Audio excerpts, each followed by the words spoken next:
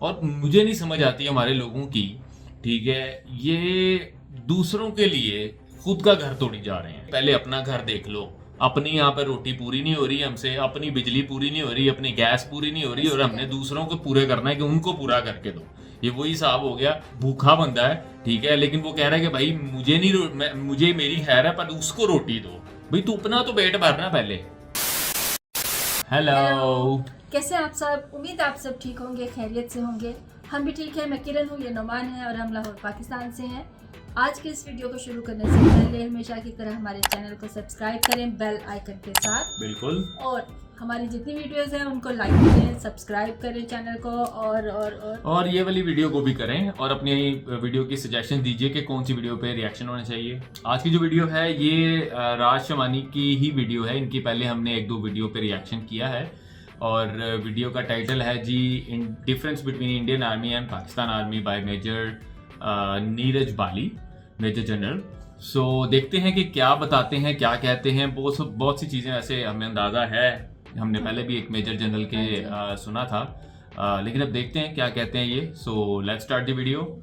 1 2 3 start.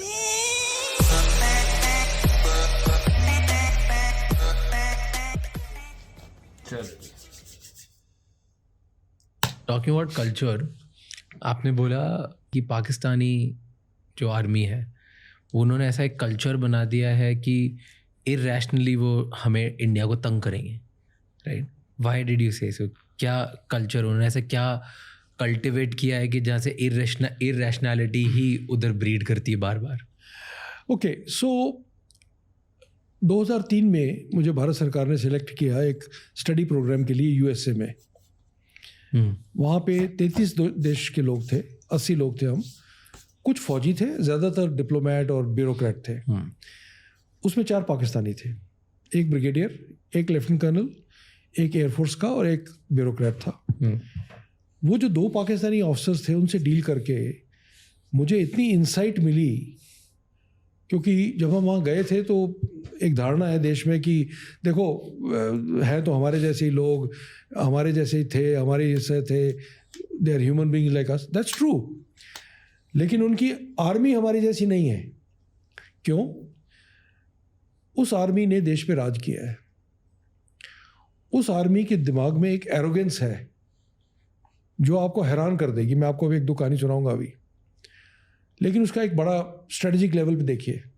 जब कारगिल की लड़ाई हुई तो जनरल परवेज़ मुशर्रफ ने अपने प्रधानमंत्री को बताना ज़रूरी नहीं समझा। उन्होंने एयरफोर्स चीफ और नेवल चीफ को बताना ज़रूरी नहीं समझा कि लड़ाई हुई, कि हम लड़ाई करने जा रहे हैं।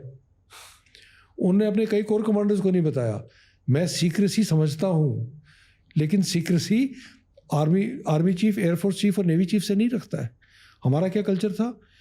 कारगिल के दौरान मिस्टर वाजपेयी वो रोज़ आर्मी, नेवी, एयरफोर्स के चीफ से मिलते थे और इकट्ठे बैठ के बात करते थे। तो एक वो इनबिल्ट एरोगेंस है। तो जब मैं वहाँ पहुँचा हवाई में कोर्स करने के लिए, Asia Pacific centre for security studies, मेरे को एक बड़ी अजीब बात लगी कि जब हमसे सवाल पूछा जाता है क्लास में तो मैं खड़े होकर बोलता हूँ, मिसाल के तौर पे, colonel Neeraj Bali from India. जो पाकिस्तानी खड़े होते हैं वो बोलते हैं colonel so and so from Pakistani army, जैसे कि उस देश की आर्मी नहीं है, आर्मी की का देश है। Okay, now some more examples. उनके एक ब्रिगेडियर साहब थे, नाम नहीं लेना चाहता क्योंकि he was very fond of me. वो मुझे एक दिन कहने लगे तुमने देश में क्या बनाया सिस्टम यार? हाँ, तुम लोगों ने एक औप पराक्रम किया, पूरी फौज को बॉर्डर पे ले आए, हमें धमकियाँ दी, फिर कुछ नहीं किया, फिर चले गए। तो तुम लोगों ने अपने प्राइम मिनिस्टर को नहीं बोला कि ये क्या तमाशा है? हमारे देश में तो देखो ऐसा है कि मैं ब्रिगेड कमांडर हूँ और मेरे एक सूबेदार किसी कोर्ट केस के चक्कर में गया था, वापस आया तो मैंने बोला क्या हुआ? कहने लगा सर जज ने मेरे अगेंस्ट स्ट्रिक्चर पास कर दिए। तो मैंने फ़ोन उठाया, जज साहब को बोला रात को ट्रेन पकड़ के आ जाना। सुबह जज साहब आए, मैंने उनको एक कप चाय पिलाई, बिस्किट खिलाया। बोला जज साहब हम फौजी हैं, ये स्ट्रिक्चर मत पास किया करो, हमें कानून नहीं आता। तो जज साहब ने कहा ठीक है जनाब। तो उन्होंने कहा ये वाला वापस ले लो। तो उन्होंने कहा ठीक है जनाब। Okay, so when you are arrogant like this, you assume कि दूसरा देश जो है वो भी आपके नीचे दबा हुआ है किसी तरीके से। उनको ये गलतफहमी क्यों नहीं जाती दिमाग से, मैं समझता नहीं हूँ। 71 में 2 टुकड़े कर दिए, हर लड़ाई में हरा दिया, ठीक है, जो कि हमें बताते भी नहीं है। टेररिस्ट इज देयर, वो अभी भी ऐसे चल रही है। दूसरा मुझे किस्सा याद है बड़ा इंटरेस्टिंग। ये क्लास में खड़े होकर रोज़ इंडिया के बारे में कुछ ना कुछ बोलते थे। हमने एक स्ट्रेटजी बनाई थी, क्या बोलते थे? कश्मीर के ऊपर कि इंडिया ये कर रहा है, गुजरात के ऊपर फलाना ढिमकीना, क्योंकि वो जो कोर्स था वो आर्मी का कोर्स नहीं था, वो बड़ी स्ट्रेटजी का कोर्स था। हमने अपनी एक स्ट्रेटजी बनाई थी कि हम इनका जवाब नहीं देंगे। तो एक दिन वो पाकिस्तानी ब्रिगेडियर साहब मुझे कहने लगे कि नीरज तू तो इतना अच्छा बोलता है, तू तो आर्टिकुलेट, तो तुम बोलते क्यों नहीं जब हम बोलते हैं, तो हमारा जवाब दिया करो, ऐसे तो हम सीखेंगे एक दूसरे के साथ। तो मैंने कहा सर ऐसा है, हम जवाब 2 रीज़न से नहीं देते। एक इसलिए क्योंकि हमारी फ़ौज की एक ट्रेनिंग है कि जब बास्केटबॉल खेलते हो ना तो ड्रिबलिंग के नंबर नहीं होते, बास्केट स्कोर करने के नंबर होते हैं।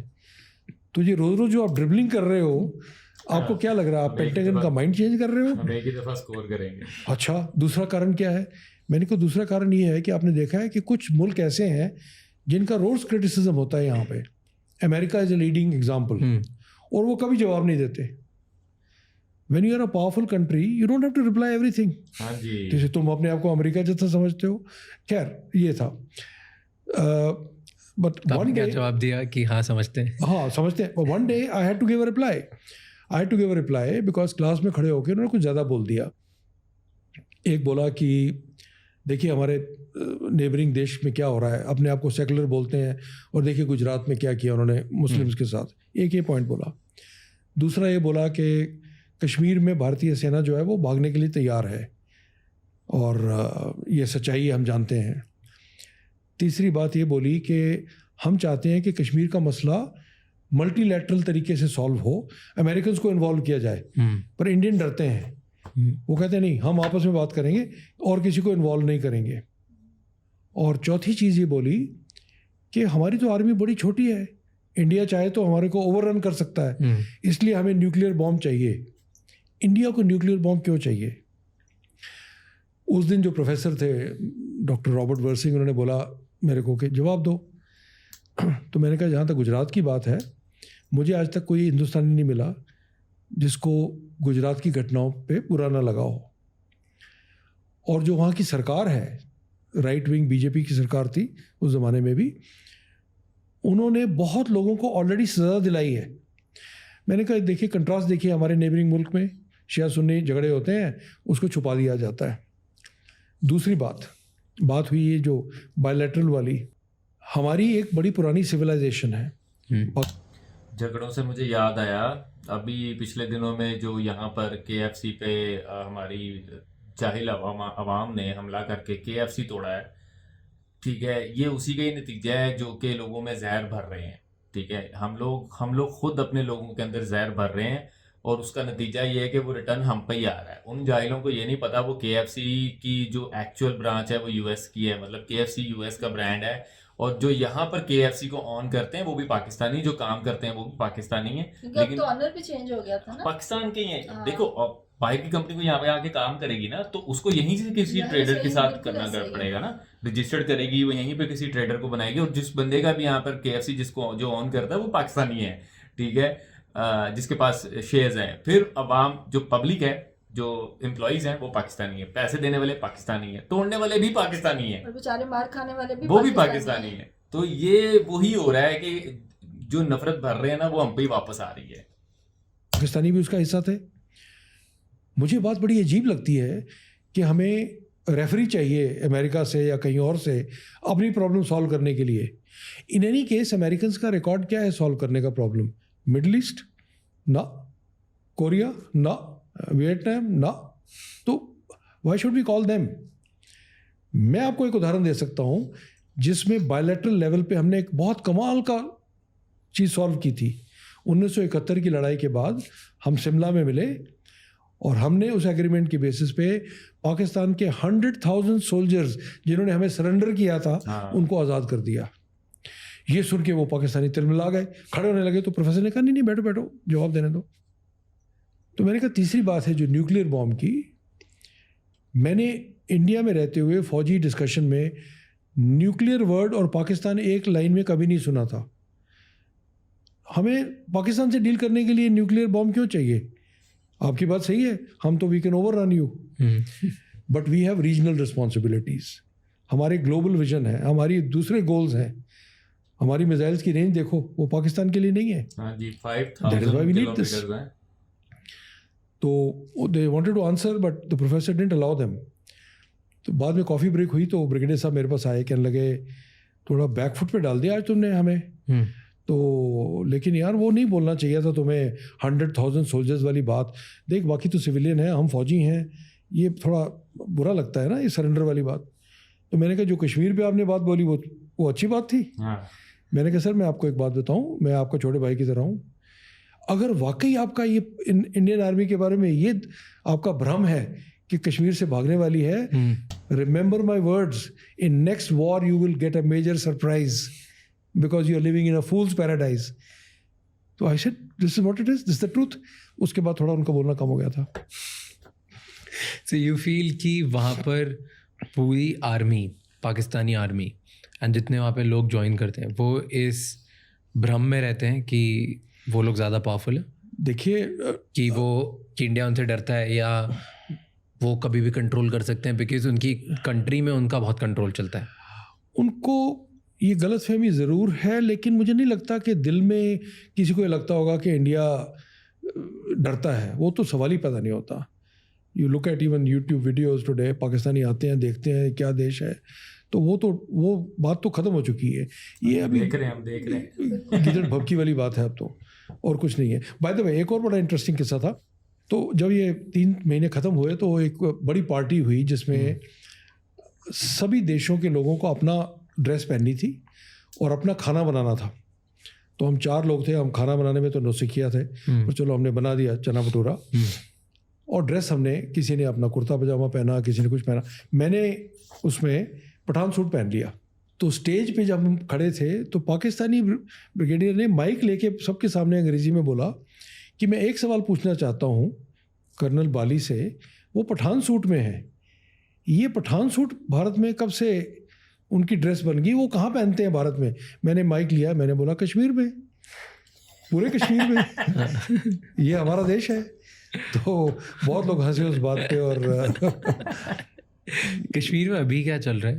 वाई वापस से अटैक्स होने लगे हैं वापस से? देखिए कश्मीर में राइज हो गया है, लाइक केओस वापस राइज हो गया। It's a temporary phase. Kashmir में जो हुआ है पिछले कुछ सालों में, बहुत तरक्की हुई है, बहुत शांति हुई है, बहुत प्रोग्रेस हुई है। और आर्टिकल 370 के बाद हमने पूरी दुनिया को दिखाया है कि एज अ कंट्री हमारी विल है। ये जो शुरू हुआ है, मेरा अपना मानना है, और मैं आपको कोई एविडेंस नहीं दूंगा, मेरा अपना ये मानना है कि जिस इलाके में शुरू हुआ है, जम्मू और उसके नीचे, जहाँ पे पहले कभी ऐसी बातें नहीं हुई, वो पार्टली इसलिए हुआ है क्योंकि वहाँ से फ़ौजों को कम किया गया था। ये सब जानते हैं, मैं कोई सीक्रेट नहीं बता रहा। फ़ौजों को कम करके उनको चाइना के बॉर्डर की तरफ भेजा गया था, और वहीं पे हैं वो अभी, क्योंकि after Galwan we wanted to strengthen that border, और यहाँ इतनी प्रॉब्लम थी नहीं। मुझे ऐसा लगता है कि ये एक नेक्सस है, ये चाइना पाकिस्तान का नेक्सस है, जिसमें ऐसी जगह ट्रबल क्रिएट की जा रही है। अगर वहाँ दोबारा ट्रूप्स को लाना पड़े तो किसका फ़ायदा होगा?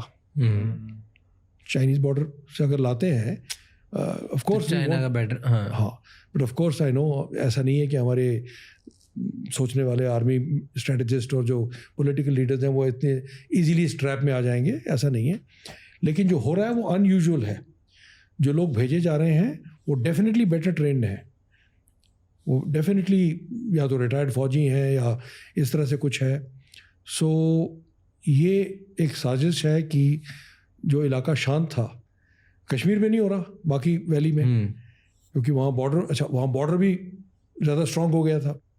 सो ये there is nothing to panic, ये चीज़ें होती हैं, और ये इलेक्शन डिसरप्ट करने का भी मुद्दा हो सकता है। वहाँ तो इन्फिल्ट्रेशन कर नहीं सकते, जम्मू के नीचे से जाओ सांबा के इलाके से और ये सब कार्रवाई करो. So it's a temporary phase. But हर थोड़े टाइम में एक टेम्पररी फेज आता है जहाँ पे केओस हो जाता है. डू यू थिंक कि हम बिल्कुल भी क्लोज हैं to solve and get proper we are getting much closer. मैं तो सीईओ था 97 से 99 में. बहुत उस टाइम पे खून खराबा चलता था. ये फिदाइन अटैक शुरू हो गए थे, उस तरह की चीज़ें थी. मैंने बहुत कुछ देखा है. बहुत ज़मीन आसमान का फ़र्क है. देखिए एक सवाल कई बार उठता है, लोग पूछते हैं मेरे से भी कि इतनी बड़ी फ़ौज है, आप ख़त्म क्यों नहीं करते इसको. ये जो लड़ाई है इसको बोलते हैं एसिमेट्रिक वॉरफेयर, जिसमें एक कमज़ोर फोर्स एक बड़ी फोर्स के साथ लड़ रही है. जब एक कमज़ोर फोर्स एक बड़ी फोर्स के साथ लड़ती है तो जो कमज़ोर फोर्स है, इस केस में टेररिस्ट, अगर वो वही टैक्टिक्स अपनाएंगे जो बड़ी फौज ने अपनाए हैं तो हार जाएंगे. इसलिए वो डिफरेंट टैक्टिक्स अपनाते हैं जो हम नहीं करते. जैसे सिविलियन कपड़ों में घूमना, फिरन पहन के उसके नीचे हथियार लेके सिविलियन पॉपुलेशन के साथ घुस जाना. कोई रूल नहीं फॉलो करना उन्होंने, कोई लॉ नहीं फॉलो करना, कोई उनको डर नहीं किसी कोर्ट केस का. उन्हें तो जो करना है वो करना है. सो इस एसिमेट्री में थोड़ी सी एडवांटेज रहती है जो वीक पार्टी है. मैं इसके आपको 2 एग्जाम्पल और दे सकता हूँ. आईसिस, जब आईसिस का तमाशा शुरू हुआ था, जब तक आईएसएस ने खाली टेररिस्ट काम किए दुनिया में तहलका मचा हुआ था. फिर उन्होंने डिसाइड किया कि हम प्रॉपर फौज की तरह ग्राउंड होल्ड करेंगे. जो ही उन्होंने ग्राउंड होल्ड किया फौज की तरह, अमेरिकन ने और बाकी लोगों ने बॉम्ब मार मार के सब बराबर कर दिया. Because they started following the same tactics. You see. पर अभी तो वो बढ़ते जा रहे हैं. इतना नहीं, अभी अफ्रीका में थोड़ा है, थोड़ा अफ्रीका में है. Like you very very correctly said, you see these are phases which happen. हमें ओवरऑल ट्रेजेक्ट्री देखनी है, ओवरऑल ट्रेंड देखना है. So overall trajectory, do you think world में टेररिज्म बढ़ा है या कम हुआ है? कम हुआ है, डेफिनेटली कम हुआ है. नहीं, स्मॉल अनऑर्गेनाइज्ड टेररिज्म कम हुआ है, बट ऑर्गेनाइज्ड टेररिज्म तो बढ़ा है. According to all stats it says कि ऑर्गेनाइज हो गया है, ज़्यादा पावर आ गया है. No. I would encourage you and your readers, your people watching to look at a book called Factfulness. हमें लगता है, you see, क्यों टेररिस्ट एक्टिविटी है वो थोड़ी सी भी हो ना तो बहुत बड़ी लगती है. नाइफ अटैक बहुत बड़ी बात लगती है, या किसी ने AK-47 चला दी बहुत बड़ी बात लगती है. But it doesn't mean that the statistics are saying that it is moving in the wrong direction. ISIS बहुत हद तक दब चुका है. हमारे देश में नॉर्थ ईस्ट पूरा आग लगी हुई थी, वो बहुत हद तक सॉल्व हो चुका है, 99% आई वुड से. बट अभी वापस नहीं हुआ मणिपुर में. मणिपुर में चल रहा है, but terrorism is not only terrorism. वहाँ तो it's a civil problem. Mizoram में था, but is it funded by a lot of terrorist? There are terrorists also. I would agree there. But there used to be a problem in Mizoram. Khatam. There used to be a problem in Nagaland. Khatam. There was a problem in Assam, Ulfa. Khatam. तो overall trajectory जो अपने देश में भी आप देखेंगे तो वो तरक्की की तरफ. याद आ गया, हमें नागालैंड से भी कमेंट आते हैं. नागालैंड के भी लोग जो हैं वो बड़े प्यारे प्यारे कमेंट करते हैं और दिल बना के भेजते हैं. थैंक यू सो मच सबको. तरफ है. एंड पूरी दुनिया में भी मैं सोचता हूँ कि लोग जो हैं they are more sensitive now to terrorism. They are more sensitive. जो लोग फैलाने वाले हैं उनके बारे में भी सेंसिटिविटी ज़्यादा है. Tell me, डिफरेंस क्या होता है चाइना बॉर्डर और पाकिस्तान बॉर्डर में? You served both places. Yes. So the Chinese border was so far respected. It's not called border, it's called line of actual control. Okay. जो उनकी अपनी परसेप्शन है, border कहाँ है, हमारी अपनी परसेप्शन है. लेकिन कोई किसी पे फायर नहीं करता. जो 2-4 गोलियां चली वो 2020 में चली सितंबर में. उससे पहले किसी ने किसी पे गोली नहीं चलाई. इंट्रूजन होती थी, वो लोग पार आ जाते थे या शायद हम कभी पार चले गए हों, लेकिन इस तरह का कभी artillery shelling, firing, killing, violence ये कभी नहीं हुआ. ये गलवान में हुआ, खाली गलवान से शुरू हुआ जब उन्होंने कुछ ऑब्जेक्शन की हमारी सड़क वगैरह बनाने पे, और उसके बाद हमने कुछ रिटेलिएट किया. So all that. और अब फिर दोबारा शांति है. पाकिस्तान बॉर्डर तो हमेशा एक्टिव रहा है. पहले तो आर्टिलरी शेलिंग होती थी रोज, हम भी फेंकते थे गोले, वो भी फेंकते थे. सियाचिन में भी यही था. अच्छा. वो फायर करते थे, हम करते थे. वो एक हद तक अभी रुक गया है. स्मॉल आर्म फायरिंग तो was a daily affair. Infiltration अभी भी चलती है. सो पाकिस्तानी बॉर्डर इज़ वेरी, और पाकिस्तानी डोंट रिस्पेक्ट लॉ. देखिए, एक है लाइन ऑफ कंट्रोल जो हम लीगली या टेक्निकली कह सकते हैं is a matter of dispute, लेकिन लाइन ऑफ कंट्रोल के नीचे जो बॉर्डर है, इंटरनेशनल बॉर्डर, वो तो डिस्प्यूटेड नहीं है. ये जो आज की इन्फिल्ट्रेशन हो रही है वो इंटरनेशनल बॉर्डर से हो रही है. So they don't respect law, they don't respect rule of law. Why don't they do it? Silliness, that's all, stupidity. उनको रियली मालूम नहीं है कि उनका देश किस जगह पहुंच गया है. They are a basket case. आज वो चाइना से भी बात करते हैं restructuring of loans, Saudi Arabia से भी बात करते हैं रिस्ट्रक्चरिंग ऑफ लोन्स. देश के अंदर बहुत बुरी हालत है. टेररिज्म जो सांप उन्होंने पाले थे वो आज उन्हीं को काट रहे हैं. जो हिलरी क्लिंटन ने उनको बोला भी था एक बार कि अगर अपने बैकयार्ड में सांप रखोगे तो काटेगा. वो काट रहा है उसको. इकोनॉमी बड़ी बुरी हालत में है, पॉलिटिकली बहुत बुरी हालत में है. They have to keep Imran Khan in jail permanently, I think. So ये उनका भ्रम है, ये गलतफहमी है. और why they do it, it is, I am sorry to use this word, but I think stupidity is one very good word to use in this regard. Yeah. And China simple है, they have straight things, straight laws. In fact उनको तो ज़्यादा probably हम ज़्यादा comment नहीं करते या ज़्यादा information वहाँ की बताते नहीं है, because हमेशा वो लोग ज़्यादा powerful रहे हैं in certain ambush and tactics and attacks. And जो भी उन्होंने किया. You make Is a that good the point. reason? You make a good point, and I'll tell you why you make a good point. मेरा personally ये मानना है, we should stop talking about Pakistan. It is at best a nuisance. हमारे कद की बात नहीं है कि हम पाकिस्तान से बात करें. We should focus on Fair. China. True. Okay, that is where the competition is. That is where the future is. सो कुछ हद तक चाइना के बारे में बात हम इसलिए नहीं करते थे क्योंकि चाइना की जो ओवरऑल अप्रोच है वो थोड़ी ओपेक है, वो ट्रांसपेरेंट नहीं है. आप एक्चुअल में क्या हो रहा है वो नहीं जान पाते. एग्जैक्टली. ठीक है, तो एक वो वजह थी. चलो वो भी. और लेकिन अब जो पिछले 3-4 सालों में हुआ है उसके बाद चाइना के ऊपर हमारा फोकस और इंटरेस्ट बहुत बड़ा है, बहुत बड़ा है. हालांकि आई वुड से हमारी जो फॉरेन पॉलिसी है वो बहुत समझदारी से चली है विज़-आ-विज़ चाइना ऑल्सो. हमने ये नहीं कि सारे दरवाजे बंद कर दिए हों. मिलिट्री टॉक्स भी चल रही हैं, 20 कोर कमांडर की टॉक हो चुकी हैं, ट्रेड बढ़ा है एक्चुअल में. ठीक है, so the idea is to solve this problem. Chinese के साथ ये है कि I would not use the word simple, my personal view. Chinese दूर की सोचते हैं और जो प्रेजेंट उनकी सरकार है शिपिंग की, उन्होंने एक बहुत अग्रेसिव स्टैंड ले लिया है पूरी दुनिया के ऊपर. अमेरिका के साथ, ऑस्ट्रेलिया के साथ, जापान के साथ, फिलीपींस के साथ. रोज़ फिलीपींस के साथ उनका झगड़ा हो रहा है साउथ चाइना सी में. ठीक है, उस देश के साथ भी, और इंडिया के साथ. I don't think this is a policy that last for long because China wants to become, उनका गोल है हमेशा to become a super power. You can't become a super power अगर पूरे बैकयार्ड में आप झगड़े कर रहे हो तो. हाँ जी. बट अमेरिका ने भी तो ये किया था. इफ यू लुक एट, उन्होंने भी आसपास उनकी सारी जगह पे लड़ाइयाँ ही करी थी. उन्होंने बाकी दुनिया में की लड़ाइयाँ फैलाई. आसपास ही मैक्सिको से हमेशा उनकी प्रॉब्लम्स रही है. मैक्सिको जो उनके आसपास है उधर सब पे रहा है. इनफैक्ट जो उनके कॉम्पिटिटिव कंट्रीज थी आसपास के रीजन में या उनके कॉन्टिनेंट में, उन सबसे भी वेनेजुएला का क्या हाल किया एवरीबडी नोज.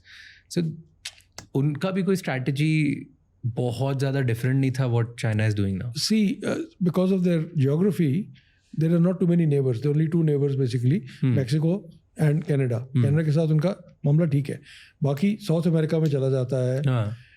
उनके झगड़े जो रहे हैं वो आइडियोलॉजिकल रहे हैं.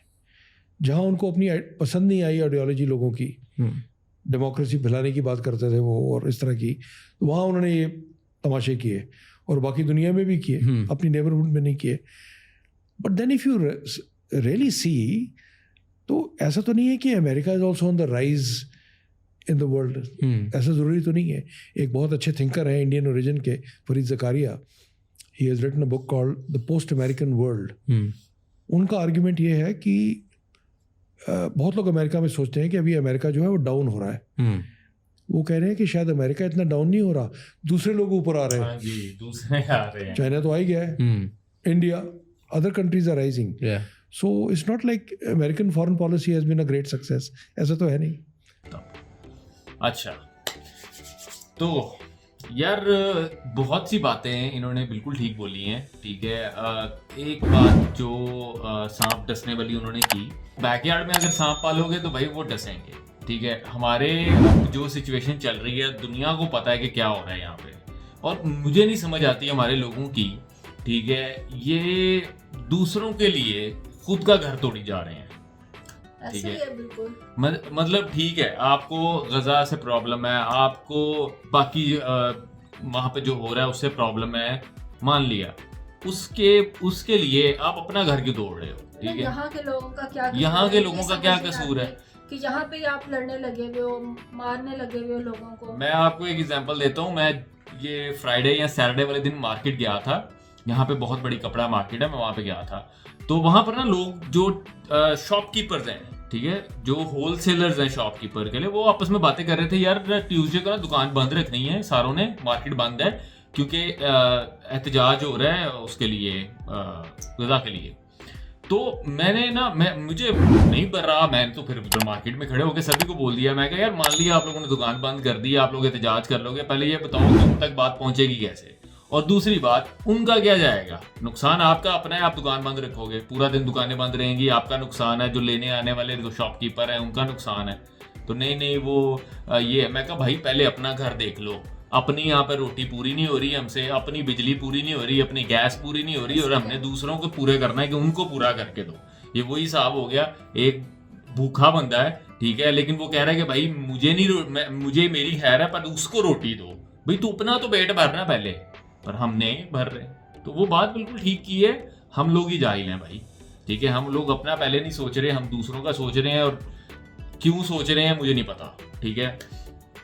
मैं इस चीज़ पे बिल्कुल नहीं कहता क्या चीज़ सही है क्या चीज़ गलत है, हर चीज़ बंदे की अपनी पॉइंट ऑफ व्यू है। मैं सिर्फ ये कह रहा हूँ कि अपने लिए सोचो भाई, अपनी आवाम, अपनी पब्लिक की चीज़ें मत तोड़ो, ठीक है। वो KFC वाला जो इंसिडेंट हुआ वो दुनिया जानती है, हमें कमेंट्स भी आए थे, आपको पता, काफ़ी कमेंट्स भी आए थे इस चीज़ के ऊपर, लोग हंस रहे थे, आप लोग भाई लोग हंस रहे थे, और मैं बिल्कुल सही कहता हूँ, हंसना चाहिए भाई, ये जो कांड हुआ है इस पर हंसना ही बनता है। सो बाकी यार ये वीडियो में काफ़ी बातें ठीक बोली हैं इन्होंने, मैं इसमें मतलब गलत नहीं कहता, हमारा किया हमारे सामने आ रहा है। सो आप हमें बताइए कि नेक्स्ट किस वीडियो पे रिएक्शन चाहिए, उसका कमेंट कीजिए, लिंक भेजिए, और आपसे मिलते हैं कि नई वीडियो में। Till then be happy, take care, bye bye.